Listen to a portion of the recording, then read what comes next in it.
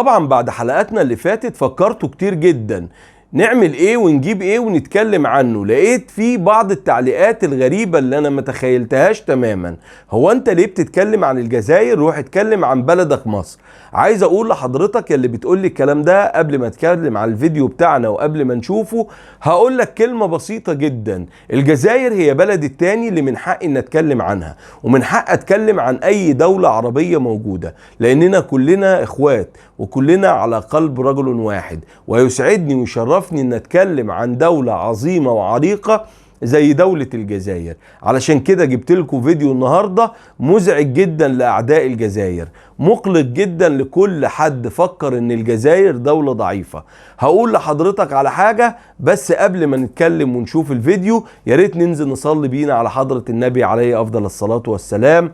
عطر فمك بذكر الرحمن. ولو اول مرة تتابع فيديوهاتنا تقدر حضرتك تتكرم علينا، تشترك في القناة وتفعل الجرس وتدوس على زرار الكل عشان يوصلك مننا اشعارات بكل الفيديوهات اللي بنعملها. ولو اتكرمت عليا اكتر واكتر تقدر تعمل مشاركة على مواقع التواصل الاجتماعي. ولو حابب انك تدعمنا باي قيمة حضرتك شايفها، في ايقونة على شكل القلب اسفل الفيديو مباشرة تقدر حضرتك تقيم القناة من خلالها وتدعمنا علشان نقدر نطور من المحتوى اللي موجود في القناة. وتعالوا مع بعض نسمع ادق التفاصيل. اتفضلوا معايا. Ça, je l'ai toujours dit, depuis des années, une cible de l'alliance États-Unis, Israël, Arabie Saoudite et l'Europe aussi, bien que la France et les États-Unis ont chacun leurs ambitions là-bas, et donc tous les deux voudraient bien se débarrasser du gouvernement algérien, mais chacun dans leur intérêt, donc ils ne sont pas forcément toujours coordonnés, mais les États-Unis avec Israël et l'Arabie Saoudite, ça oui, clairement. Et le but est de renverser le système qui est en Algérie, parce que ce pays représente, d'abord il représente du gaz et du pétrole, et ça c'est évidemment un grand problème, c'est toujours un grand malheur pour les peuples qui sont assis sur ces richesses.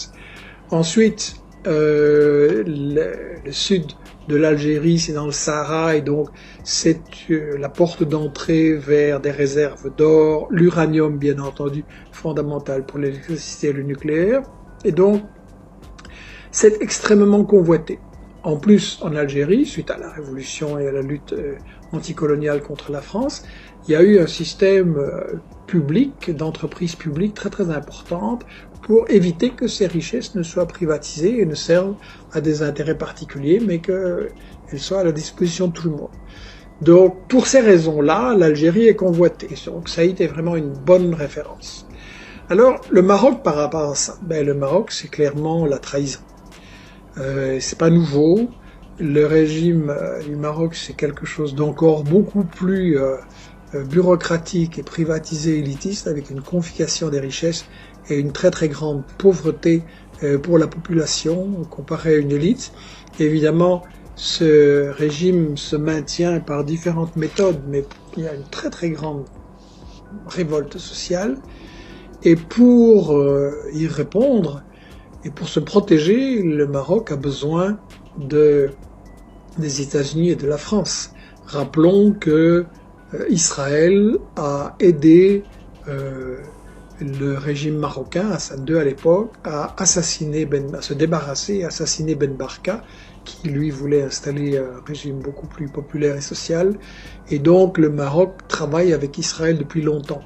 Donc la reconnaissance officielle d'Israël par le Maroc et par d'autres monarchies arabes, c'est scandaleux, mais c'est pas une surprise, c'est l'aboutissement d'une alliance qui était cachée. Et ça montre quelque part aussi, je crois que ça va susciter beaucoup de révoltes et beaucoup de prise de conscience au Maroc, et ça montre aussi, je pense, que ces régimes sont faibles.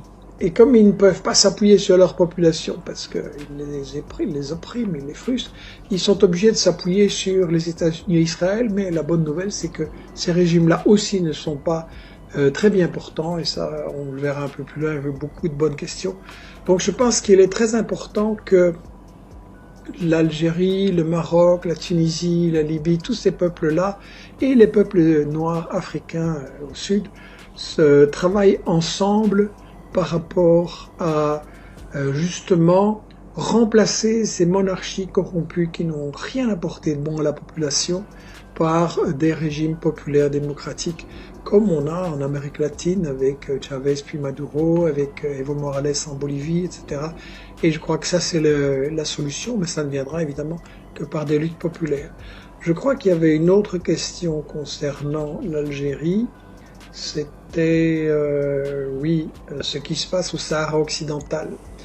Alors je sais que certains de mes amis marocains vont tiquer en disant tiens, pour eux le Sahara occidental fait partie du Maroc. Non, je suis pas d'accord avec cette thèse. Le Sahara a été colonisé par les Espagnols et voilà, on va mettre fin au colonialisme.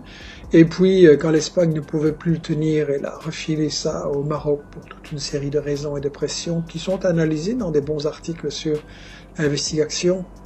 Donc non, le peuple du Sahara, je le réaffirme très nettement, a droit à son autodétermination. Et ça n'est pas quelque chose contre le peuple marocain, ni pour un tel ou tel autre peuple. C'est tout simplement un droit de tous les peuples de décider dans quel état ils veulent vivre, quel régime ils veulent. Et il n'y a pas de raison que le Maroc continue à coloniser le Sahara. Et je pense d'ailleurs que toute cette propagande des rois marocains a servi à détourner l'attention des problèmes sociaux et démocratiques dont je parlais, en dressant tournant les attentions vers un ennemi extérieur. C'est un truc classique, ça, du bouc émissaire. Et donc voilà mon point de vue sur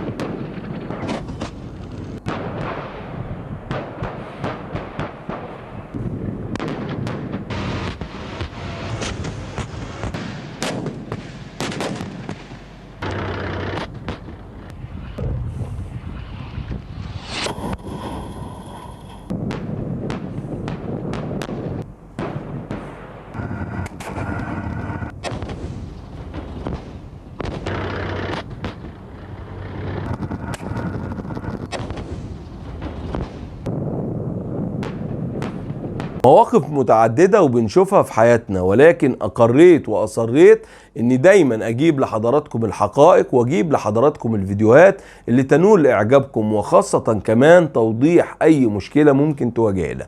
الجزائر دايما يا جماعة محطة أنظار للجميع، والناس كلها مركزة معاه، علشان كده دايما بنقول يا رب ينصرك يا جزائر ويحميكي في كل تصرفاتك. ودي بلدي التاني يا جماعة اللي بتشرف إن أتكلم عنها. بجد أنا كمصري حر عاشق لتراب أرض وطنه، بحب الجزائر جدا، وده مش عيب تماما إن احنا نكون محبين لبعض ونحترم بعض ونقدر بعض. كلامي عن الجزائر هي محبة في لوجه الله تعالى، ويعلم الله سبحانه وتعالى ان الجزائر في القلب وفعلا جنة الله على الأرض. بشكركم جدا، والسلام عليكم ورحمة الله وبركاته.